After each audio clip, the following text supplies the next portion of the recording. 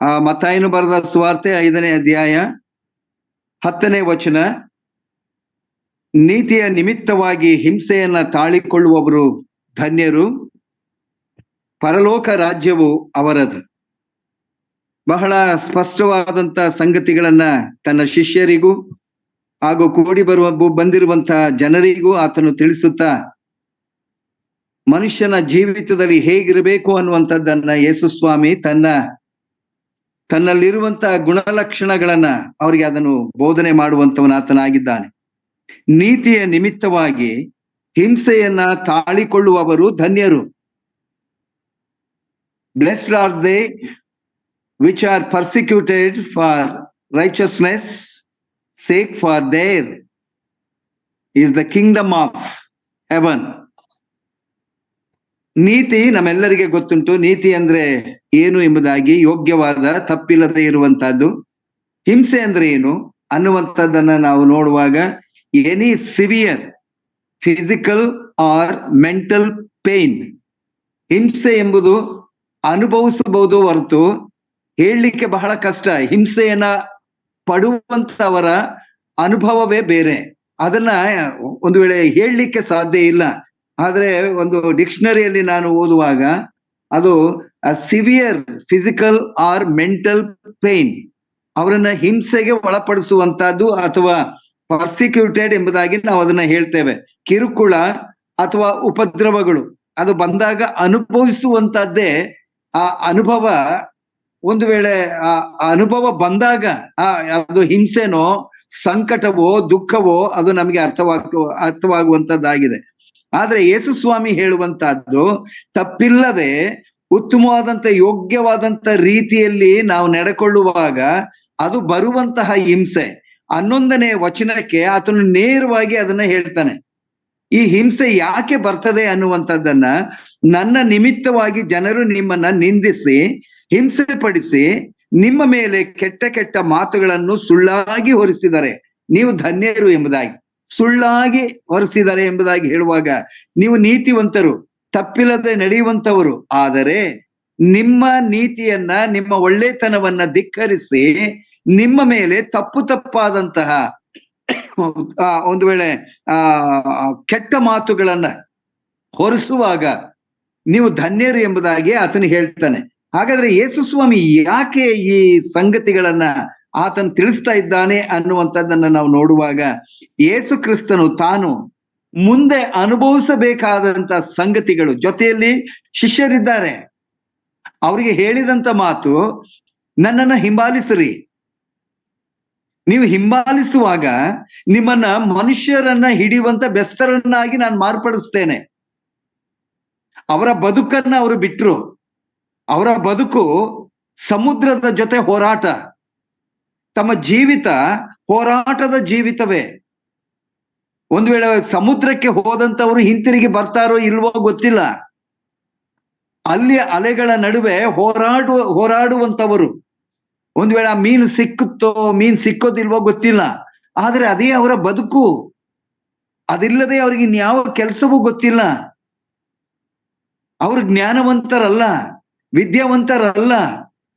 ಹೋರಾಟ ಮಾಡುವಂತಹ ಪ್ರವೃತ್ತಿಯನ್ನ ಹೊಂದಿದಂತವರು ಅವರು. ಈಗ ಯೇಸು ಸ್ವಾಮಿ ಮಾರ್ಮಿಕವಾಗಿ ಆತನು ನುಡಿತಾನೆ, ಬನ್ನಿರಿ ನನ್ನನ್ನ ಹಿಂಬಾಲಿಸ್ರಿ. ನನ್ನನ್ನ ಹಿಂಬಾಲಿಸಿದ್ರೆ ಆತನು ಹೇಳ್ತಾನೆ, ನಿಮ್ಮನ್ನ ಮನುಷ್ಯರನ್ನ ಹಿಡಿಯುವ ಬೆಸ್ತರನ್ನಾಗಿ ಮಾಡ್ತೇನೆ. ಅಷ್ಟು ಸುಲಭವಾದ ಕೆಲಸವಲ್ಲ. ಮನುಷ್ಯರನ್ನ ಹಿಡಿಯುವಂತಹದ್ದು, ಹಿಡಿದಿಟ್ಟುಕೊಳ್ಳುವಂತಹದ್ದು ಅಷ್ಟು ಸುಲಭವಾದ ಕೆಲಸವಲ್ಲ. ಅದಕ್ಕೆ ಪೀಠಿಕೆಯಾಗಿ ಆತನು ಹೇಳ್ತಾನೆ, ನೀವು ಮನುಷ್ಯರನ್ನ ಹಿಡಿಬೇಕಾದ್ರೆ, ಮನುಷ್ಯರನ್ನ ದೇವರ ರಾಜ್ಯಕ್ಕೆ ಸೇರಿಸಬೇಕಾದ್ರೆ, ಮನುಷ್ಯರನ್ನ ಕೆಟ್ಟತನದಿಂದ ಪರಿವರ್ತನೆ ಮಾಡಬೇಕಾದ್ರೆ ಬರುವಂತಹ ಹಿಂಸೆಗಳು ಭಯಂಕರವಾದಂತ ರೀತಿಯಲ್ಲಿದೆ. ನೀವು ನನ್ನ ಜೊತೆಲಿ ಇರ್ತೀರಿ, ನಾನು ಹೋಗುವಂತ ದಾರಿಯಲ್ಲಿ ನನ್ನ ಜೊತೆಯಲ್ಲಿ ನೀವು ಬರ್ತೀರಿ. ಆ ಹಿಂಸೆ ಏನು ಅನ್ನುವಂಥದ್ದನ್ನ ನನ್ನ ಮೂಲಕ ನಿಮಗೆ ತಿಳಿಸ್ತೇನೆ ನಾನು. ನೀವು ಸಿದ್ಧರಾಗ್ಬೇಕು, ಅಷ್ಟೇ, ಸಿದ್ಧವಾಗ್ಬೇಕು. ಅಯ್ಯೋ ಯಾರಿಗ್ ಬೇಕಪ್ಪ, ನಮ್ಮ ಪಾಡಿಗೆ ನಾವು ಸಮುದ್ರದಲ್ಲಿ ನಾವು ನಮ್ಮದೇ ಆದಂತ ಬದುಕಿನಲ್ಲಿ ನಾವು ಇದ್ದೆವು. ಈತನನ್ನ ಹಿಂಬಾಲಿಸಿದ್ರೆ, ಈ ಪೇತ್ರ ಕೇಳ್ತಾನಲ್ಲ, ನಿನ್ನ ಹಿಂಬಾಲಿಸಿದ್ರೆ ನಮ್ಗೆ ಏನ್ ಸಿಗ್ತದೆ ಅನ್ನುವಂತಹದ್ದು. ಪ್ರಿಯರೇ, ಒಂದು ವೇಳೆ ತಾನು ಆರಿಸಿಕೊಂಡಂತ ಈ ಶಿಷ್ಯರನ್ನ ಸಿದ್ಧ ಮಾಡಬೇಕಾಗಿದೆ. ಈಗ ಮೇಲಿಂದ ಆತನು ಹೇಳಿದಂತ ಅನೇಕ ಸಂಗತಿಗಳು, ಆತ್ಮದಲ್ಲಿ ನೀವು ಬಡವರಾಗಿರ್ಬೇಕು, ಆತ್ಮದಲ್ಲಿ ನೀವು ದುಃಖ ಪಡುವಂತವರಾಗಿರ್ಬೇಕು, ಆತ್ಮದಲ್ಲಿ ಶಾಂತರಾಗಿರ್ಬೇಕು, ನೀತಿಗೆ ಹಸಿದು ಬಾಯಾರಿದವರಂತವ್ರು ನೀವಾಗಿರ್ಬೇಕು, ಕರುಣೆ ಉಳ್ಳವರಾಗಿರ್ಬೇಕು, ನಿರ್ಮಲ ಚಿತ್ತರಾಗಿರ್ಬೇಕು, ಸಮಾಧಾನ ಪಡಿಸುವಂತವ್ರು ನೀವಾಗಿರ್ಬೇಕು. ಈ ಗುಣಲಕ್ಷಣಗಳನ್ನ ನೀವು ಹೊಂದುತ್ತಾ ನೀವು ಬರಬೇಕು. ನನ್ನ ಜೊತೆಯಲ್ಲಿ ಇರುವುದಾದರೆ ನಾನು ಅದೆಲ್ಲವನ್ನ ನಿಮಗೆ, ನನ್ನ ಪ್ರಾಯೋಗಿಕವಾದಂತ ಜೀವಿತ, ಈಗ ಯೇಸು ಸ್ವಾಮಿ ತಾನು ಅನುಭವಿಸಲಿಕ್ಕೆ ಹೋಗುವಂತ ಸಂಗತಿಗಳು ಪ್ರಾಯೋಗಿಕ, ಅನುಭವಿಸಲೇಬೇಕಾಗಿದೆ ಆತನು. ಮುಂದೆ ನೀವು ಸಹ ಆ ಹಿಂಸೆಯನ್ನ ಅನುಭವಿಸಲು ಸಿದ್ಧರಾಗಿರ್ಬೇಕು. ಅದಕ್ಕಾಗಿ ಆತನ ಬೋಧನೆಗಳು. ಹಾಗಾದ್ರೆ ಪ್ರಿಯರೇ, ಯೇಸು ಕ್ರಿಸ್ತನ ಆ 11ನೇ ವಚನದಲ್ಲಿ ಆತನು ನೇರವಾಗಿ ಆತನು ಹೇಳ್ತಾನೆ, ನನ್ನ ನಿಮಿತ್ತವಾಗಿ, ನನ್ನ ಪರವಾಗಿ ಜನರು ನಿಮ್ಮನ್ನ ನಿಂದಿಸ್ತಾರೆ, ಹಿಂಸೆ ಪಡಿಸ್ತಾರೆ, ಕೆಟ್ಟ ಕೆಟ್ಟ ಮಾತುಗಳನ್ನ ಆಡ್ತಾರೆ, ಸುಳ್ಳಾಗಿ ನಿಮ್ಮ ಮೇಲೆ ಅನೇಕ ಸಂಗತಿಗಳನ್ನ ಹೊರಿಸ್ತಾರೆ. ಹೊರಸ್ತಿದರೆ ನೀವು ಧನ್ಯರು, ತಪ್ಪಿಸ್ಕೋಬೇಡ್ರಿ ಪ್ರಿಯರೇ. ಇವತ್ತು ಅನೇಕ ವೇಳೆ ಯೇಸು ಸ್ವಾಮಿ ನಮ್ಮ ರಕ್ಷಕನು ಅಂತ ಹೇಳಲಿಕ್ಕೆ ನಮಗೆ ಕಷ್ಟ. ಎಲ್ಲಿ ಬೇರೆ ರೀತಿಯಾದಂತ ಹಿಂಸೆಗಳು ಬಂದ್ಬಿಡ್ತದೋ ತಪ್ಪಿಸ್ಕೊಳಕ್ ಹೋಗ್ತೀವಿ ನಾವು. ತಪ್ಪಿಸಿಕೊಳ್ಳಲಿಕ್ಕೆ ಅನೇಕ ಮಾರ್ಗವನ್ನ ಹುಡುಕ್ತೇವೆ ನಾವು. ಧೈರ್ಯವಾಗಿ ಹೇಳಲಿಕ್ಕೆ ನಮ್ಮಿಂದ ಆಗೋದಿಲ್ಲ. ಇವತ್ತಿನ ಪರಿಸ್ಥಿತಿ ಅಂತೂ ಇನ್ನೂ ಭಯಂಕರ. ಎಲ್ಲಿ ಹೊಡೆದು ಬಿಡ್ತಾರೋ, ಎಲ್ಲೋ ಜೈಲ್ಗೆ ಹಾಕ್ಬಿಡ್ತಾರೋ, ಏನೋ ಮಾಡ್ಬಿಡ್ತಾರೋ, ಹೇಳದೆ ಬೇಡಪ್ಪ, ನುಂಚ್ಕೊಂಡು ಹೋಗ್ಬಿಡೋದು ಅಂತ ಯೇಸು ಸ್ವಾಮಿ ಸ್ಪಷ್ಟವಾಗಿ ಹೇಳುವಂತ ಮಾತು, ನನ್ನ ಹೆಸರಿನ ನಿಮಿತ್ತ ನೀವು ಇದನ್ನ ಅನುಭವಿಸುವಾಗ ಯು ಆರ್ ಬ್ಲೆಸ್ಡ್, ನೀವು ಆಶೀರ್ವದಿಸಲ್ಪಟ್ಟಂತವ್ರು ಎಂಬುದಾಗಿ ಆತನು ಹೇಳ್ತಾನೆ. ಹಾಗಾದ್ರೆ ಯೇಸು ಸ್ವಾಮಿ ಹೇಳುವಂತ ಈ ಮಾತು ಇವತ್ತಿಂದ ಅಥವಾ ಹಿಂದೆ ಇತ್ತ, ದೇವರ ಮಾತುಗಳನ್ನ ಕೇಳುವಾಗ ದೇವರ ಪ್ರತಿನಿಧಿಯಾಗಿ ಮಾಡುವಂತವರ ಅನೇಕ ಸಂಗತಿಗಳು ಹೇಗಿತ್ತು. ಹಳೆಯ ಒಡಂಬಡಿಕೆಯಲ್ಲಿ 3 ಸಂಗತಿಗಳನ್ನ ನಿಮಗೆ ನಾನು ತಿಳಿಸ್ಲಿಕ್ಕೆ ಇಷ್ಟಪಡ್ತೇನೆ ಪ್ರಿಯರೇ. ಯೇಸು ಸ್ವಾಮಿ ಹೇಳಿದಂತ ಮಾತು ನನ್ನ ನಿಮಿತ್ತ, ನನ್ನ ಹೆಸರಿನ ನಿಮಿತ್ತ ಎಂಬುದಾಗಿ ಆತನು ಹೇಳ್ತಾನೆ. ಅದೇ ಪ್ರಕಾರವಾಗಿ ಹಿಂದೆ ನಾವು ನೋಡುವಾಗ ಆ ಹಳೆ ಒಡಂಬಡಿಕೆಯಲ್ಲಿಯೂ ಪ್ರವಾದಿಗಳು ಅನುಭವಿಸಿದಂತ ಯಾತನೆ, ಹಿಂಸೆ ಕಾರಣ ದೇವರ ಮಾತುಗಳನ್ನ ಆತನ ಜನರಿಗೆ ನೇರವಾಗಿ ತಲುಪಿಸುವಾಗ ಅವರು ಅನುಭವಿಸಿದಂತಹ ಕೆಲವು ಸಂಗತಿಗಳನ್ನ ನಿಮ್ಮ ಮುಂದೆ ನಾನು ಹಂಚಿಕೊಳ್ಳಲಿಕ್ಕೆ ನಾನು ಇಷ್ಟಪಡ್ತೇನೆ. ಮೊದಲನೇದಾಗಿ ಎಲಿಯನ ವಿಷಯದಲ್ಲಿ ನಾವು ನೋಡ್ತೇವೆ. ಅದು 1 ಅರಸುಗಳ ಪುಸ್ತಕ 19ನೇ ಅಧ್ಯಾಯದಲ್ಲಿ ನಾವು ಇದನ್ನ ನೋಡ್ತೇವೆ. 19ನೇ ಅಧ್ಯಾಯಕ್ಕೆ ನಾವು ಬರುವ ಮೊದಲು 18ನೇ ಅಧ್ಯಾಯದಲ್ಲಿ ಏನೇನು ನಡೀತು ಅದು ನಮ್ಮೆಲ್ಲರಿಗೆ ಗೊತ್ತುಂಟು. ಒಂದು ಸವಾಲಿನ ಒಂದು ಪ್ರಸಂಗ ಅಲ್ಲಿ ನಡೀತದೆ. ನಮ್ಮ ದೇವರು ಹೆಚ್ಚೋ, ನಿಮ್ಮ ದೇವರು ಹೆಚ್ಚೋ, ಯೆಹೋವ ದೇವರು ಹೆಚ್ಚೋ, ಬಾಳನು ಹೆಚ್ಚೋ.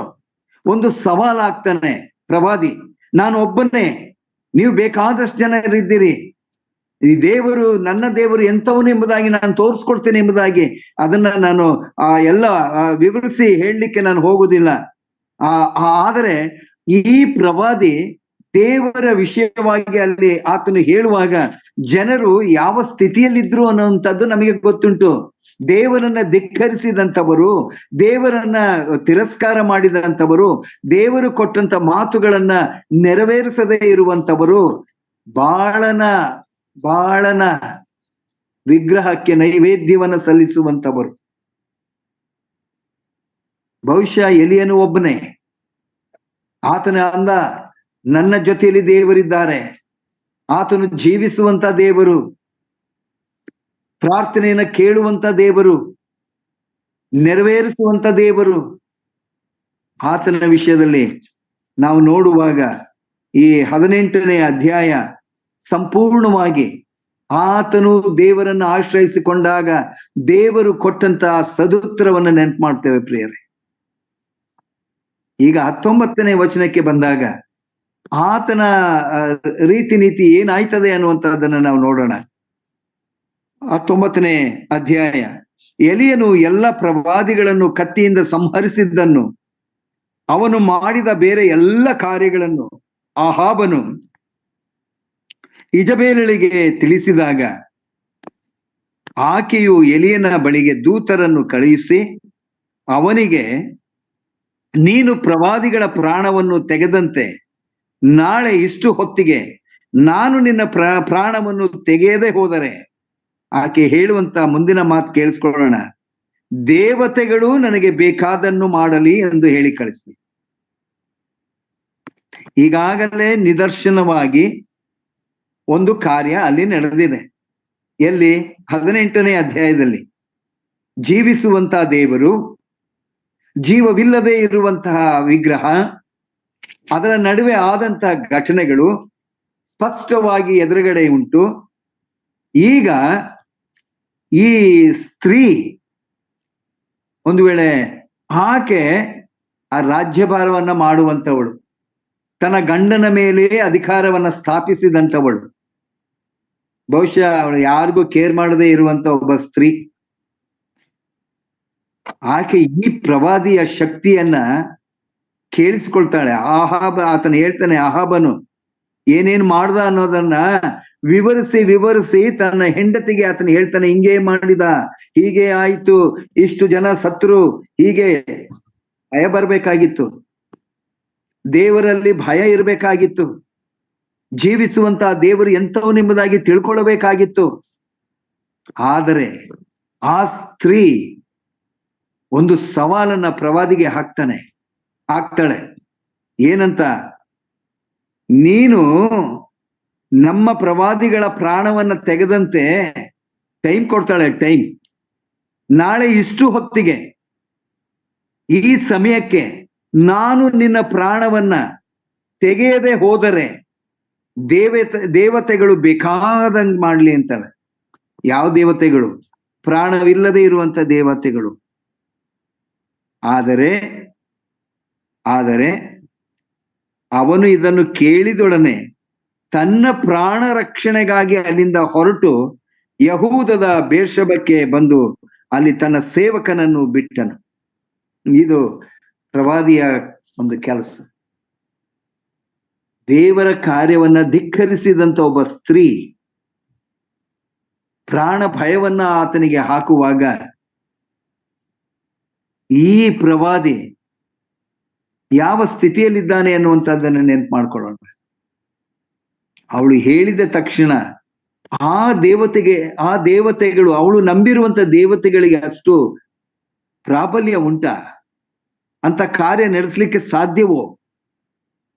ಪ್ರಾಣನ ರಕ್ಷಣೆಗಾಗಿ ಆತನ ಸ್ಥಳವನ್ನ ಬಿಟ್ಟು ಹೋಗ್ತಾನೆ. ಆದ್ರೆ ದೇವರು ಬಿಡುವುದಿಲ್ಲ. ಒಂದು ವೇಳೆ ಆವತ್ತಿನ ಸ್ಥಿತಿ ಹೇಗಿತ್ತೋ ಗೊತ್ತಿಲ್ಲ, ಭಯ, ಅಂಜಿಕೆ, ಎಲ್ಲಿ ನಾನು ಸತ್ತೋಗ್ತೀನೋ. ಇದು ಎಲಿಯನಿಗೆ ಆದಂತ ಒಂದು ಅನುಭವ. ಆತನು ಹೇಳ್ತಾನೆ, 4ನೇ ವಚನ, ತಾನೊಬ್ಬನಾಗಿ ಅರಣ್ಯದೊಳಗೆ ಬಂದು ಒಂದು ದಿವಸದ ಪ್ರಯಾಣದಷ್ಟು ದೂರ ಹೋಗಿ ಒಂದು ಜಾಲಿ ಗಿಡದ ಕೆಳಗೆ ಕೂತುಕೊಂಡು ಮರಣವನ್ನ ಅಪೇಕ್ಷಿಸಿದಂತ ಪ್ರವಾದಿ. ಆಯ್ತು, ಇನ್ ನನ್ನ ಕೆಲಸ ಮುಗೀತು ಅಂತ. ಆಕೆ ಅಷ್ಟು ಪ್ರಬಲಳಾದಂತ ಒಬ್ಬ ಸ್ತ್ರೀ. ಆದರೆ ಆಕೆ ಹೊಡ್ಡಿದಂತ ಆ ಪ್ರಾಣ ಭಯಕ್ಕೆ ಆತನು ಅಡವಿಯಲ್ಲಿ ಬಂದು ಕೂತು ತನ್ನ ಪ್ರಾಣವನ್ನ ರಕ್ಷಿಸುವಂತ ದೇವರನ್ನ ಬಿಟ್ಟು ಆತನು ಹೀಗೆ ಹೇಳ್ತಾನೆ, ಮರಣವನ್ನ ಅಪೇಕ್ಷಿಸಿದ. ಅವನು, ಯೆಹೋವನೇ, ನನಗೆ ಸಾಕಾಯಿತು, ನನ್ನ ಪ್ರಾಣವನ್ನ ತೆಗೆದು ಬಿಡು. ನೀನ್ ಯಾಕಪ್ಪ ನನ್ನನ್ನ ಕಳಿಸ್ದೆ? ನೀನ್ ಯಾಕೆ ನನ್ನನ್ನು ಆರಿಸ್ಕೊಂಡೆ? ಯಾಕೆ ನಾ ಈ ಕೆಲಸವನ್ನೆಲ್ಲ ಮಾಡ್ದೆ ಅಂತೇನೋ ಅವನಿಗೆ, ಪ್ರವಾದಿಗೆ. ನಿನ್ನ ನಿಮಿತ್ತವಾಗಿ ನನಗೆ ಇವತ್ತು ಪ್ರಾಣ ಭಯ, ಸಾಕಾಯ್ತು, ನನಗೆ ಮರಣ ಕೊಟ್ಬಿಡು, ಸಾಕು. ಇದು ಆ ಪ್ರವಾದಿಯ ಕಾರ್ಯ. ಆದ್ರೆ ದೇವರು ಆತನ ಜೊತೆಯಲ್ಲಿ ಇರುವಂತ ತನ್ನ ಉದ್ದೇಶವನ್ನ ಆತನು ಈಡೇರಿಸದೆ ಬಿಡದಂತ ದೇವರು ಆ ಸ್ತ್ರೀಗೆ ಹೆದರಿ ಓಡುವಂತಹದ್ದು, ತನ್ನ ಪ್ರಾಣ ಭಯವನ್ನ. ಹಾಗಾದ್ರೆ ಆತನು ಆ ಸಮಯದಲ್ಲಿ ಅನುಭವಿಸಿದಂತಹ ಎಲ್ಲ ಹಿಂಸೆಗಳನ್ನು ನಾವು ದೇವರು ಆತನ ನೋಡುವಂತವನಾಗಿದ್ದಾನೆ. ಆಮೇಲೆ ಆತನ ಹೇಳ್ತಾನೆ, ನನ್ನ ಪ್ರಾಣವನ್ನ ತೆಗೆದು ಬಿಡು, ನಿನ್ ಸೇವೆನೂ ಬೇಡ, ಏನು ಬೇಡ, ಸಾಕಾಗಿದೆ, ಬಿಟ್ಬಿಡು ನನ್ನ ಅಂತ. ಇವತ್ತು ಎಷ್ಟೋ ಜನರು, ಎಷ್ಟೋ ಸೇವಕರು, ಪೂರ್ಣಾವಧಿ ಸೇವಕರು ತಮ್ಮ ಪ್ರಾಣವನ್ನ ಲೆಕ್ಕಿಸದೆ ಅನೇಕ ಕಡೆಗಳಲ್ಲಿ ದೇವರ ವಾಕ್ಯವನ್ನ ಸಾರುವಂತವರವರಾಗಿದ್ದಾರೆ. ಒಂದು ವೇಳೆ ಮನೆ ಬಿಟ್ಟು ಹೋಗುವಾಗ ಹಿಂತಿರುಗಿ ನಾನು ಮನೆಗೆ ಹೋಗ್ತೇನೆ ಎಂಬ ಆಲೋಚನೆ ಅವರಿಗಿಲ್ಲ. ಆದರೆ ಒಂದು, ನನ್ನ ದೇವರು ನನ್ನ ಜೊತೆಯಲ್ಲಿದ್ದಾನೆ. ಅನೇಕರು ಈಗಾಗಲೇ ರಕ್ತ ಸಾಕ್ಷಿಗಳಾಗಿ ಹೋಗಿದ್ದಾರೆ. ಅನೇಕರು ಇವತ್ತಿಗೂ ಸಹ ಸೆರೆಮನೆಯಲ್ಲಿ ಹಿಂಸೆಗಳನ್ನು ಅನುಭವಿಸುವಂತವರವರಾಗಿದ್ದಾರೆ. ಅನೇಕರ ಹೃದಯಗಳಲ್ಲಿ ಏನಿತ್ತು, ಅಪ್ಪ ಬೇಡ, ಸುಮ್ನೆ ಯಾಕೆ ನಾವು ಜೈಲಿ ಮತ್ತೆ ಇದಕ್ಕೆ ನಾವು ಹೋಗೋದು ಬೇಡ, ಸೇವೆ ಮಾಡುವುದೇ ಬೇಡ, ಆರಾಮಾಗಿ ಮನೇಲಿರೋಣ ಅನ್ನಿಸ್ಬಹುದೇನೋ, ಗೊತ್ತಿಲ್ಲ, ಅವರವರ ಹೃದಯ. ಆದ್ರೆ ಇಲ್ಲಿ ಎಲಿಯನು ಆತನ ಹೇಳ್ತಾನೆ, ಸ್ವಾಮಿ ಸಾಕಾಯ್ತು, ನನ್ ಪ್ರಾಣ ತೆಗೆದ್ಬಿಡು ಅಂದ್ರೆ ಅರ್ಥ ಏನು? ಬೇಡ ನಿನ್ ಸೇವೆ ಅಂತ, ಸಾಕು ಈ ಕೆಲಸ ನನಗೆ, ನಾನು ಯಾರ ಹತ್ರನೂ ಹೋಗುದಿಲ್ಲ, ನನ್ನ ಪ್ರಾಣವನ್ನ ತೆಗೆದು ಬಿಡು, ಅಷ್ಟಾಗಿದೆ ಸಾಕು, ನಾನು ನನ್ನ ಪಿತೃಗಳಿಗಿಂತ ಉತ್ತಮನಲ್ಲ ಎಂದು ದೇವರನ್ನು ಪ್ರಾರ್ಥಿಸಿ ಅದೇ ಗಿಡದ ಕೆಳಗೆ ಮಲಗಿಕೊಂಡು ನಿದ್ದೆ ಆತನು ಮಾಡಿದ. ಇದು ಪ್ರವಾದಿ, ಆತನಿಗೆ ಬಂದಂತ ಪ್ರಾಣ ಭಯ ದೇವರ ಮುಂದೆ ಆತನು ಹೇಳುವಂತವನು ಆತನಾಗಿದ್ದಾನೆ. ಎರಡನೇದಾಗಿ ನೋಡುವಾಗ ಎರಡು ಪೂರ್ವಕಾಲ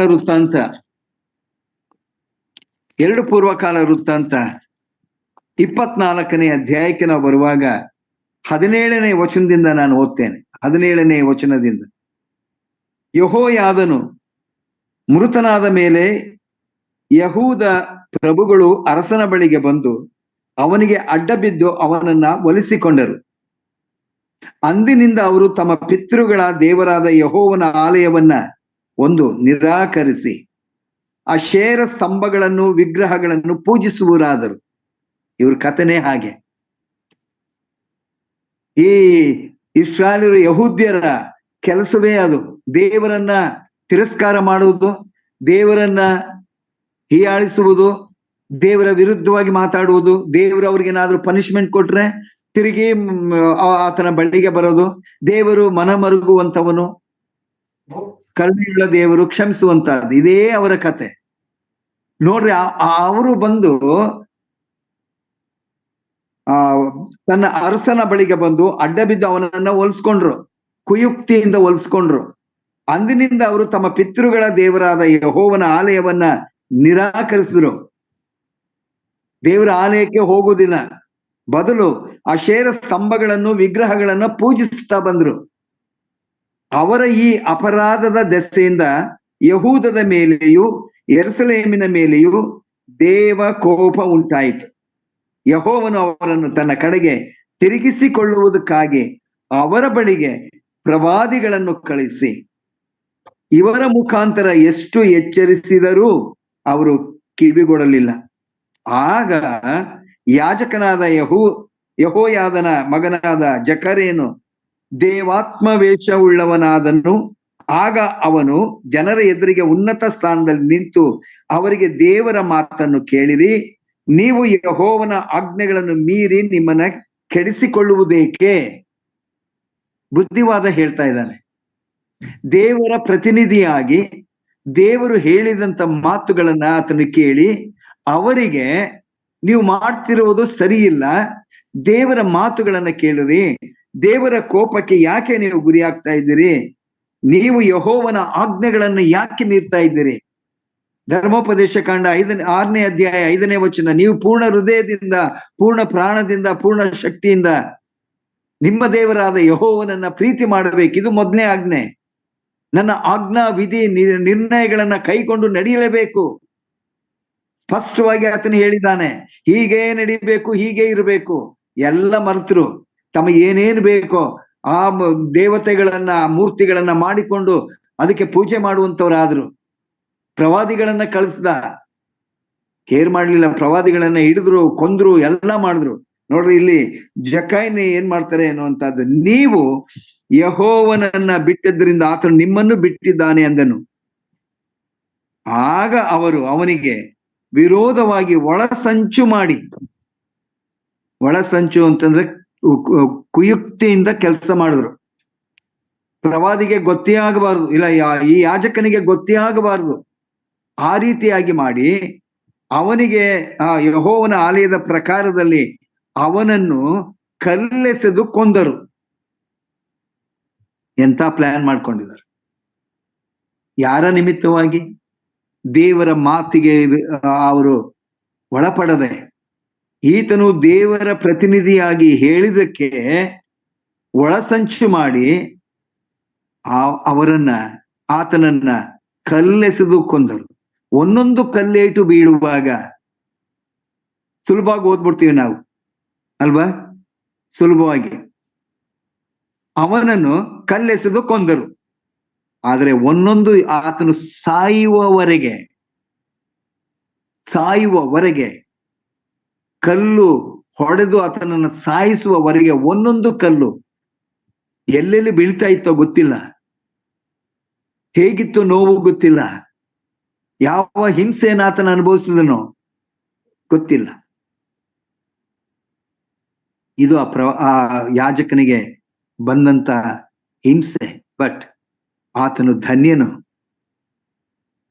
ದೇವರ ಮಾತಿಗೆ ಅನುಗುಣವಾಗಿ ಹೋಗಿ ದೇವರ ಮಾತುಗಳನ್ನ ದೇವರಿಗೆ ಪ್ರತಿನಿಧಿಯಾಗಿ ಆತನು ಹೇಳುವಾಗ, ಅವರನ್ನ ಎಚ್ಚರಿಸುವಾಗ ಅವರು ತಿರುಗಿಕೊಳ್ಳುವ ಬದಲು, ದೇವರ ಬಳಿಗೆ ಬರುವುದ ಬದಲು ಆ ವ್ಯಕ್ತಿಯನ್ನೇ, ಆ ಯಾಜಕನನ್ನೇ, ಆ ಜಕರೇನನ್ನೇ ಕಲ್ಲೆಸೆದು ಕೊಂದರು ಎಂಬುದಾಗಿ ಹೇಳುವಾಗ ಒಂದೊಂದು ಕಲ್ಲುಗಳು ಆತನಿಗೆ ಧನ್ಯತೆಯನ್ನ ತಂದು ಕೊಡುವಂತ ಏಟುಗಳು ದೇವರ ನಿಮಿತ್ತವಾಗಿ. ಮೂರನೇದಾಗಿ ಯೆರೆಮೀಯನಿಗೆ ನಾವು ನೋಡ್ತೇವೆ 32ನೇ ಅಧ್ಯಾಯ, ಯೆರೆಮೀಯನು ಬರೆದ ಪ್ರವಾದನ ಗ್ರಂಥ 32ನೇ ಅಧ್ಯಾಯ 32ನೇ ಅಧ್ಯಾಯ ಮೊದಲಿನಿಂದ ನಾನು ಓದ್ಕೊಂಡು ಬರ್ತೀನಿ ಪ್ರಿಯರೇ. ಯಹೂದದ ಅರಸನಾದ ಚಿದ್ಕೀಯನ ಆಳಿಕೆಯ 10ನೇ ವರ್ಷದಲ್ಲಿ, ಅಂದರೆ ನೆಬೂಕದ್ನೆಚ್ಚರನ ಆಳಿಕೆಯ 18ನೆಯ ವರ್ಷದಲ್ಲಿ, ಯೆಹೋವನು ಯೆರೆಮೀಯನಿಗೆ ತನ್ನ ವಾಕ್ಯವನ್ನು ದಯಪಾಲಿಸಿದನು. ಆ ಕಾಲದಲ್ಲಿ ಬಾಬೇಲಿನ ಅರಸನ ಸೈನ್ಯವು ಯೆರೂಸಲೇಮನ್ನು ಮುತ್ತಿತ್ತು ಮತ್ತು ಪ್ರವಾದಿಯಾದ ಯೆರೆಮೀಯನು ಯಹೂದದ ರಾಜನ ಮನೆಗೆ ಸೇರಿದ ಕಾರಾಗೃಹದ ಅಂಗಳದಲ್ಲಿ ಸೆರೆಯಾಗಿದ್ದನು. ನೋಡ್ರಿ, ದೇವರ ಮಾತುಗಳನ್ನ ಆತನು ಹೇಳಬೇಕಾದ್ರೆ ಅದನ್ನ ಕೇಳಿಸಿಕೊಳ್ಳುವ ಬದಲು ಆತನನ್ನ ಸೆರೆಮನೆಗೆ ಹಾಕಿದ್ದಾರೆ. ಈಗ ನೋಡ್ರಿ, ಸೆರೆಮನೆಯಲ್ಲಿದ್ದನು. ಯಹೂದದ ಅರಸನಾದ ಚಿದ್ಕೀಯನು ಯೆರೆಮೀಯನಿಗೆ, ನೀನು ಪ್ರವಾದನೆ ಮಾಡುತ್ತಾ ಯೆಹೋವನು ಇಂತೆನ್ನುತ್ತಾನೆ, ನಾನು ಈ ಪಟ್ಟಣವನ್ನು ಬಾಬೇಲಿನ ಅರಸನ ಕೈಗೆ ಸಿಕ್ಕಿಸುವೆನು, ಇವನು ಅದನ್ನು ಆಕ್ರಮಿಸುವನು ಮತ್ತು ಯಹೂದದ ಅರಸನಾದ ಚಿದ್ಕೀಯನು ಕಸ್ದೀಯರ ಕೈಯಿಂದ ತಪ್ಪಿಸಿಕೊಳ್ಳಲಾರದೆ ಬಾಬೇಲಿನ ಅರಸನ ವಶವಾಗುವುದು ಖಂಡಿತ.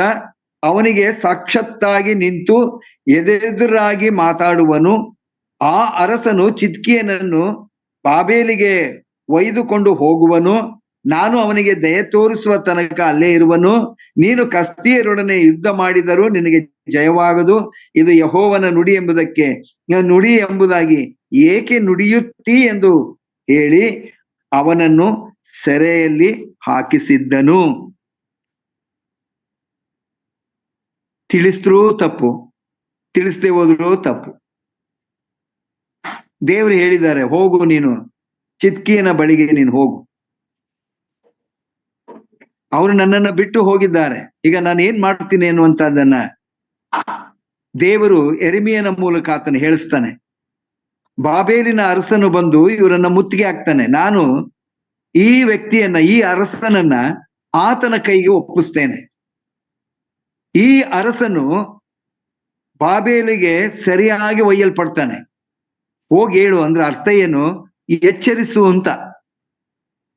ನನ್ನ ಕಡೆಗೆ ತಿರುಗಿಕೊಳ್ಳಲಿ, ಅವರನ್ನ ಎಚ್ಚರಿಸಪ್ಪ. ನನ್ನ ಬಳಿಗೆ ಬರುವುದಾದ್ರೆ ಅವ್ರಿಗೆ ಆ ಜಯವನ್ನ ನಾನು ಕೊಡಿಸ್ತೇನೆ. ಹೋಗಿ ಹೇಳು, ಅವರು ನನ್ನ ಕಡೆ ತಿರುಗಿಕೊಳ್ಳಲಿ ಎಂದು. ದೇವರ ಮಾತುಗಳನ್ನ ಯಥಾವತ್ತಾಗಿ ಯೆರೆಮೀಯನು ಆ ರಾಜನ ಬಳಿಗೆ ಹೋದಾಗ ಹೇಳಿದಾಗ ಅವನಿಗೆ ಸಿಕ್ಕಂತ ಪ್ರತಿಫಲ ಸೆರೆಮನೆ. ಸೆರೆಮನೆಯಲ್ಲಿ ಏನೇನು ಹಿಂಸೆಯನ್ನು ಅನುಭವಿಸ್ನೋ ಗೊತ್ತಿಲ್ಲ. ಅದನ್ನ ಆತನು ಹೇಳ್ತಾನೆ. ಇಂಥ ಯಹೂದ್ಯರು, ಇಸ್ರಾಯೇಲರು, ದೇವರು ಆರಿಸಿಕೊಂಡಂತ ಜನಾಂಗ, ಅವರು ತಪ್ಪು ದಾರಿಯಲ್ಲಿರುವಾಗ ದೇವರ ಮಾತುಗಳನ್ನ ಹೇಳುವಂತ ಪ್ರವಾದಿಗಳು, ಯಾಜಕರು, ಇವರನ್ನೆಲ್ಲ ಸಹಿಸದೇ ಇರುವಂತ ಜನಾಂಗ ಇವರು. ಆದ್ರೆ ಇವತ್ತಿಗೂ ಅದೇ ರೀತಿಯಾಗಿ ಉಂಟು ಪ್ರಿಯರೇ. ನಾನಿದು 3 ವ್ಯಕ್ತಿಗಳನ್ನ ನಿಮ್ಮ ಮುಂದೆ ಒಂದು ಎಕ್ಸಾಂಪಲ್ ಆಗಿ ನಾನು ತಿಳಿಸ್ತೇನೆ. ಅಂದ್ರೆ ಆ ಕಾಲದಲ್ಲಿಯೂ ದೇವರ ನಿಮಿತ್ತವಾಗಿ ಅವರು ಯಾವ ರೀತಿಯಲ್ಲಿ ಹಿಂಸೆಯನ್ನ ಅನುಭವಿಸಿದರು ಅನ್ನುವಂಥದ್ದನ್ನ ಅಲ್ಲಿ ನಾವು ನೋಡ್ತೇವೆ. ಹಾಗಾದ್ರೆ ಇಲ್ಲಿ ಯೇಸು ಸ್ವಾಮಿ ಹೇಳುವಂತ ಮಾತು, ಆ ಶಿಷ್ಯರನ್ನ ಬಲಪಡಿಸುತ್ತಾ ಅವರನ್ನ ಸಿದ್ಧ ಮಾಡುವಂಥವನು.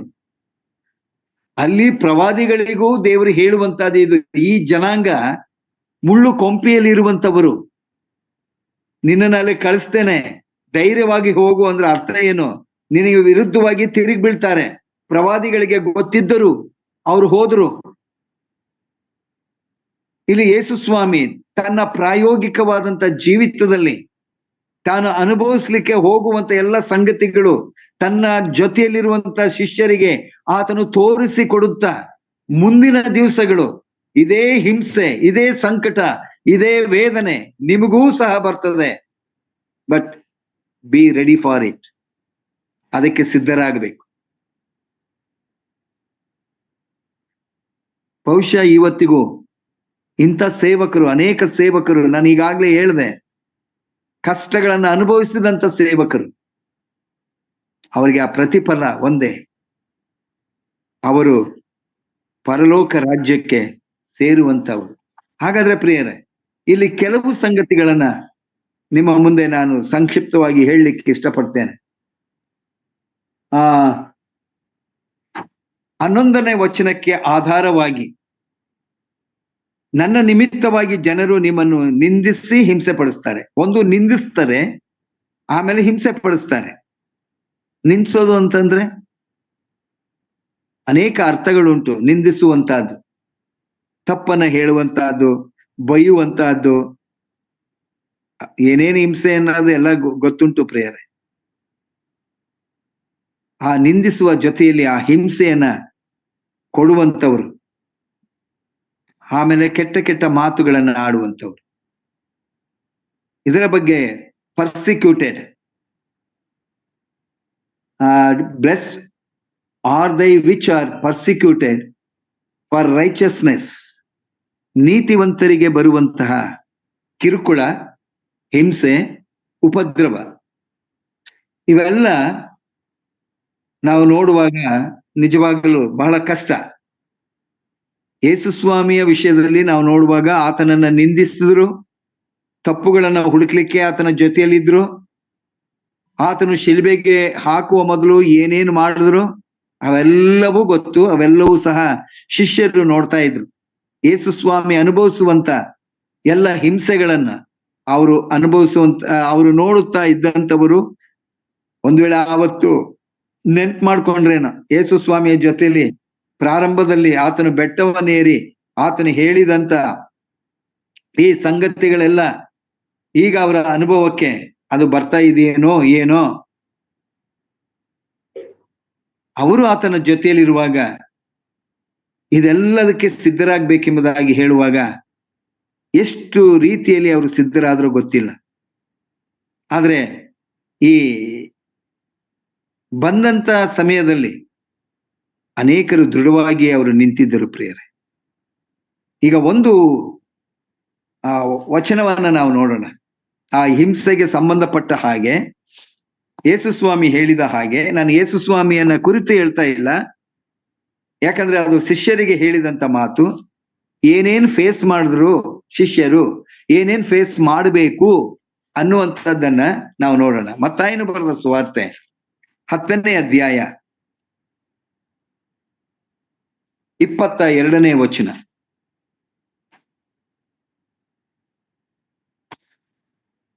ಸಾರಿ, 16ರಿಂದ ಓದ್ತೇನೆ. ಸಂಕ್ಷಿಪ್ತವಾಗಿ ಸಮಯ ಆಯ್ತು, ಆದ್ರೆ ಇದೊಂದು ಹೇಳಿ ನನ್ನ ಮಾತನ್ನ ಮುಗಿಸ್ತೇನೆ. ಮತ್ತಾಯನು ಬರೆದ ಸುವಾರ್ತೆ 10ನೇ ಅಧ್ಯಾಯ 16ನೇ ವಚನದಿಂದ. ನೋಡಿರಿ, ಯಾರಿಗೆ? ಶಿಷ್ಯರಿಗೆ ಹೇಳ್ತಾ ಇದ್ದಾನೆ. ನೋಡಿರಿ, ತೋಳಗಳ ನಡುವೆ ಕುರಿಯನ್ನ ಒದಗಿಸುವಂತೆ ನಾನು ನಿಮ್ಮನ್ನ ಕಳಿಸ್ತೇನೆ. ಹಳೆ ಒಡಂಬಡಿಕೆಯಲ್ಲಿ ಪ್ರವಾದಿಗಳಿಗೆ ಹೇಳುವಂತ ಮಾತು, ಈ ಜನರು ಸರಿ ಇಲ್ಲ, ಮುಳ್ಳು ಕೊಂಪೆಗಳು ಅವರು, ನೀವು ಹೋದ್ರೆ ಚುಚ್ಚುತ್ತಾರೆ, ನಿಮ್ಮನ್ನ ಸಾಯಿಸ್ತಾರೆ, ನಿಮ್ಮನ್ನ ಹಿಂಸೆಗೆ ಒಳಪಡಿಸ್ತಾರೆ, ಇದೆಲ್ಲ ಪ್ರವಾದಿಗೆ ಹೇಳಿ ಅವರ ಮಧ್ಯಕ್ಕೆ ಕಳಿಸ್ತಾ ಇದ್ದ. ಈಗ ಶಿಷ್ಯರಿಗೆ ಆತನು ಹೇಳ್ತಾ ಇದ್ದಾನೆ, ನೋಡಿರಿ, ತೋಳಗಳ ನಡುವೆ ಕುರಿಯನ್ನ ಒದಗಿಸಿದಂತೆ ನಾನು ನಿಮ್ಮನ್ನ ಕಳಿಸುತ್ತೇನೆ. ಆದದರಿಂದ ಸರ್ಪಗಳಂತೆ ಜಾಣರು, ಪಾರಿವಾಳಗಳಂತೆ ನಿಷ್ಕಪಟಿಗಳು ಆಗಿರ್ರಿ. 3 ವಿಚಾರ ಹೇಳ್ತಾರೆ ಎಸ್ ಸ್ವಾಮಿ. 1 ತೋಳ, 2ನೇದು ಸರ್ಪ, 3 ಪಾರಿವಾಳ. ಯಾರು ಹೋಗ್ಬೇಕು? ಕುರಿಗಳಂತೆ ಇರುವಂತವರನ್ನ ನಾನು ನಿಮ್ಮನ್ನ ತೋಳಗಳ ನಡುವೆ ಕಳಿಸ್ತೇನೆ. ಕ್ರೂರವಾದಂತ ಪ್ರಾಣಿ, ಕ್ರೂರವಾದಂತ ಜನಾಂಗ. ಈ ತೋಳದ ಒಂದು ವಿಶೇಷವಾದಂತ ಗುಣ, ಬೇಟೆ ಆಡುವಾಗ ಬಲಹೀನವಾದಂತಹ ಪ್ರಾಣಿ, ಅದಕ್ಕೆ ಒಳಪಟ್ಟಂತ ಪ್ರಾಣಿಯನ್ನ ತಿನ್ನುವಂತ ಸ್ಟೈಲ್ ಇದೆಯಲ್ಲ, ಅದು ಹಾಗೆ ತಿನ್ನಲ್ಲ, ಹರಿದಾಗ್ತದೆ, ಹರಿದು ಬಿಸಾಕ್ತದೆ, ಹರಿದು ಒಂದೊಂದು ಪಾಟ್ ಮಾಡ್ಬಿಡ್ತದೆ. ಜೀವಂತವಾಗಿರುವಾಗ್ಲೇ ಕಾಲೊಂದ್ ಕಡೆ, ಮುಂದೆ ಕಾಲು ಒಂದ್ ಕಡೆ, ಹಿಂದೆ ಕಾಲು ಒಂದ್ ಕಡೆ, ಕತ್ತೊಂದ್ ಕಡೆ ಹಂಗಾಗೋಗುತ್ತೆ. ಅಷ್ಟು ಭಯಂಕರ ಈ ತೋಳಗಳು. ಮಾರ್ಮಿಕವಾಗಿ ಯೇಸು ಸ್ವಾಮಿ ಹೇಳ್ತಾರೆ, ತೋಳಗಳಂತೆ ಇರುವಂತಹ ಸ್ವಭಾವವನ್ನ ಹೊಂದಿದಂತ ಈ ಜನರ ಮಧ್ಯಕ್ಕೆ ನಿಮ್ಮನ್ನ ಕಳಿಸ್ತೇನೆ. ಕಳಿಸುವಾಗ ಆ ವಿರೋಧಗಳು ನಿಮ್ಮನ್ನ ಕಾಡುವಾಗ ಸರ್ಪಗಳಂತೆ ಜಾಣರಾಗಿರಬೇಕು.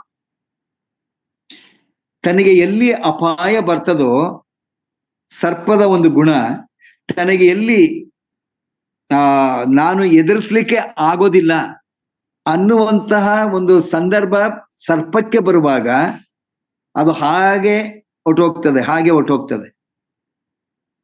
ಸರ್ಪಗಳಂತೆ ಜಾಣರಾಗಿರ್ಬೇಕು ನೀವು. ಅವರ ಮಧ್ಯದಲ್ಲಿ ಹೇಗಿರ್ಬೇಕು ಅನ್ನುವಂಥದ್ದನ್ನ ಜಾಣತನದಿಂದ ನೀವು ಅದನ್ನ ವ್ಯವಹಾರವನ್ನ ಮಾಡಬೇಕು. ಒಂದು ಹಿಂಸೆ ಪಡಿಸ್ತಾರೆ, ಇನ್ನೊಂದು ಹಿಂಸೆ ಪಡಿಸುವಂತ ಸಂದರ್ಭ ಬಂದಾಗ ಜಾಣರಂತೆ ನೀವು ವರ್ತನೆ ಮಾಡಬೇಕು. ಆಮೇಲೆ ಪಾರಿವಾಳಗಳಂತೆ ನಿಷ್ಕಪಟವಾಗಿರ್ಬೇಕು. ಈ ಒಂದು ಸಂದರ್ಭ ಬಂದಿದೆ, ಆ ಸಂದರ್ಭ ಮತ್ತೆ ಬರ್ತದೆ, ಆದ್ರೆ ನೀವು ಅದರಿಂದ ತಪ್ಪಿಸಿಕೊಳ್ಳದ ಹಾಗೆ ಯಥಾರ್ಥವಾಗಿ ನೀವು, ನಾನು ಯಾಕೆ ನಿಮ್ಮನ್ನ ಆರಿಸಿಕೊಂಡಿದ್ದೇನೋ ಆ ಆರಿಸಿಕೊಂಡಂತಹ ಉದ್ದೇಶ ಅದು ನಿಮ್ಮಿಂದ ಯಥಾರ್ಥವಾಗಿ ನಡಿಬೇಕು ಎಂಬುದಾಗಿ ಆತನು ಹೇಳುವಂತವನು. 3 ಸಂಗತಿಗಳು ನಿಷ್ಕಪಟವಾದಂತ ರೀತಿಯಲ್ಲಿ ನೀವು ಇದನ್ನ ಮಾಡಬೇಕು ಎಂಬುದಾಗಿ ಆತನು ಹೇಳಿಬಿಟ್ಟು ಆತನು ಹೇಳ್ತಾನೆ, ಇದಲ್ಲದೆ ಜನರ ವಿಷಯದಲ್ಲಿ ಬಹಳ ಎಚ್ಚರಿಕೆಯಾಗಿರ್ರಿ. ಯಾರ ಮಧ್ಯಕ್ಕೆ ಹೋಗ್ತಾ ಇದ್ದೀರಿ ಅನ್ನುವಂಥದ್ದು ಎಚ್ಚರಿಕೆಯಾಗಿರ್ರಿ. ನೋಡ್ರಿ, ಅವ್ರು ಏನ್ ಮಾಡ್ತಾರೆ, ಜನರ ವಿಷಯದಲ್ಲಿ ಎಚ್ಚರಿಕೆಯಾಗಿ ಅವರು ನಿಮ್ಮನ್ನ ನ್ಯಾಯ ವಿಚಾರಣೆಯ ಸಭೆಗಳಿಗೆ ಎಳಕೊಂಡು ಹೋಗುವರು. ಸುಮ್ಮನೆ ಕರ್ಕೊಂಡು ಹೋಗುದಿಲ್ಲ, ಎಳ್ಕೊಂಡು ಹೋಗ್ತಾರೆ. ಹೇಗೆ ಎಳ್ಕೊಂಡು ಹೋಗ್ತಾರೆ ಗೊತ್ತಿಲ್ಲ, ಹೊಡ್ಕೊಂಡು ಎಳ್ಕೊಂಡು ಹೋಗ್ತಾರೋ ಅಥವಾ ಬೇರೆ ಯಾವ ರೀತಿಯಲ್ಲಿ ಎಳ್ಕೊಂಡು ಹೋಗ್ತಾರೆ ಗೊತ್ತಿಲ್ಲ. ಆಮೇಲೆ ನಿಮ್ಮನ್ನ ಕೊರಡೆಗಳಿಂದ ಹೊಡಿತಾರೆ. ಕಾರಣ, ನನ್ನ ನಿಮಿತ್ತವಾಗಿ ನಿಮ್ಮನ್ನು ಅಧಿಕಾರಿಗಳ ಮುಂದಕ್ಕೂ ಅರಸರುಗಳ ಮುಂದಕ್ಕೂ ತೆಗೆದುಕೊಂಡು ಹೋಗುವರು. ನನ್ನ ನಿಮಿತ್ತವಾಗಿ ನನ್ನ ಮಾತುಗಳನ್ನ ನೀವು ಹೇಳ್ತಾ ಇದ್ದೀರಿ. ನಾನು ಏನು ಅವ್ರಿಗೆ ಹೇಳಬೇಕು ಎಂಬುದಾಗಿ ಅಂದುಕೊಂಡಿದ್ದನೋ ಅದು ನಿಮ್ಮ ಮೂಲಕ ಬರುವಾಗ, ಈತನು ಇವರೆಲ್ಲರೂ ಯೇಸು ಕ್ರಿಸ್ತನ ಪರವಾಗಿ ನಿಂತುಕೊಂಡಂತವ್ರು ಎಂಬುದಾಗಿ ಹೇಳಿ ನಿಮ್ಮನ್ನ ಹಿಂಗೆಲ್ಲ ಮಾಡ್ತಾರೆ. 22ನೇ ವಚನ, ನನ್ನ ಹೆಸರಿನ ನಿಮಿತ್ತ ನಿಮ್ಮನ್ನು ಎಲ್ಲರೂ ಹಾಗೆ ಮಾಡುವರು. ನನ್ನ ಹೆಸರಿನ ನಿಮಿತ್ತ ನಿಮ್ಮನ್ನ ಎಲ್ಲರೂ ದ್ವೇಷ ಮಾಡ್ತಾರೆ. ಏನೇನು ಮಾಡ್ತಾರೆ ಒಂದು ವೇಳೆ ಗೊತ್ತಿಲ್ಲ. ನೀವು ಕಂಡ್ರೆ ಅವ್ರಿಗೆ ಏನೋ ಒಂದು ರೀತಿಯಾದಂತ ದ್ವೇಷ. ಪ್ರಿಯರೇ, ಈ ಪರ್ಸಿಕ್ಯೂಟೆಡ್, ತಾಳಿಕೊಳ್ಳದೆ ಆಗದೇ ಇರುವಂತಹ ಸ್ಥಿತಿಯಲ್ಲಿ ಒಬ್ಬ ಮನುಷ್ಯ ತಾಳಿಕೊಳ್ಳದೆ ಆಗದೇ ಇರುವಂತಹ ಹಿಂಸೆಗೆ ಅವರು ನಿಮ್ಮನ್ನ ಒಳಪಡಿಸ್ತಾರೆ. ಆದ್ರೆ ನೀವು ಧನ್ಯರು. ಇನ್ನು ಬೇಕಾದಷ್ಟಿದೆ. ಮುಂದೆ ಅದನ್ನೆಲ್ಲ ನಿಮ್ಮ ಜೊತೆಯಲ್ಲಿ ನಾನು ಹಂಚಿಕೊಳ್ಳಿಕ್ಕೆ ಇಷ್ಟಪಡ್ತೇನೆ. ಒಂದು 6 ಸಂಗತಿಗಳು ಅಪೋಸ್ತಲರಿಗೆ ಏನೇನು ಬರ್ತದೆ ಅನ್ನುವಂಥದ್ದನ್ನ ಯೇಸು ಸ್ವಾಮಿ ಹೇಳ್ತಾರೆ. 6 ಸಂಗತಿಗಳು ನಿಮ್ಮ ಮುಂದೆ ನಾನು ಹಂಚಿಕೊಳ್ತೇನೆ. ಇದು 1ನೇದು, ಪರ್ಸಿಕ್ಯೂಟೆಡ್, ಹಿಂಸೆ ತಾಳಿಕೊಳ್ಳುವಂಥವ್ರು ನೀವು ಆಗಿರ್ಬೇಕು ನನ್ನ ಹೆಸರಿನ ನಿಮಿತ್ತ. ಅದಕ್ಕಾಗಿಯೇ ನಾನು ನಿಮ್ಮನ್ನು ಆರಿಸಿಕೊಂಡಿದ್ದೇನೆ. ನೀತಿಯ ನಿಮಿತ್ತ ಹಿಂಸೆ ಪಡುವಂಥವರು ಧನ್ಯರು. ನೀವು ಪರಲೋಕ ರಾಜ್ಯದಲ್ಲಿ ಇರ್ತೀರಾ? ಖಂಡಿತವಾಗಿ ಪ್ರಕಟಣೆ ಗ್ರಂಥದಲ್ಲುಂಟು, ಅವರಿದ್ದಾರೆ. ಪ್ರಿಯರೇ, ಇವತ್ತು ನಮಗೆ ನಮ್ಮ ಸನ್ನಿವೇಶಗಳು, ನಾವಿರುವಂತ ಸ್ಥಳಗಳಲ್ಲಿ ಕ್ರಿಸ್ತನ ರಾಯಭಾರಿಗಳಾಗಿ ನಾವು ನಿಂತುಕೊಳ್ಳಿಕ್ಕೆ ಸಾಧ್ಯವೋ? ಧೈರ್ಯವಾಗಿ ಆತನ ಹೆಸರನ್ನ ಹೇಳಲಿಕ್ಕೆ ನಾವು ಸಿದ್ಧವಾಗಿದ್ದೇವೋ? ಮುಂದಿನ ದಿವಸ ಏನಾಗ್ತದೋ ಗೊತ್ತಿಲ್ಲ. ಎಲ್ಲದಕ್ಕಾಗಿಯೂ ನಾವು ಸಿದ್ಧರಾಗಿರಬೇಕು. ಹಿಂಜಾರಿ ಹೋಗುವಂತ ಮನಸ್ಸಲ್ಲ, ಧೈರ್ಯವಾಗಿ ಹಿಂಸೆಯನ್ನ ಅನುಭವಿಸುವಂತವರು. ಯಾಕಂದ್ರೆ ಪರಲೋಕ ರಾಜ್ಯ ನನಗಾಗಿ ನಮಗಾಗಿ ಸಿದ್ಧವಾಗಿದೆ. ಕರ್ತನ ಈ ವಾಕ್ಯವನ್ನು ಆಶೀರ್ವದಿಸಲಿ. ಆತನ ನಾಮಕ್ಕೆ ಸ್ತೋತ್ರವಾಗಲಿ.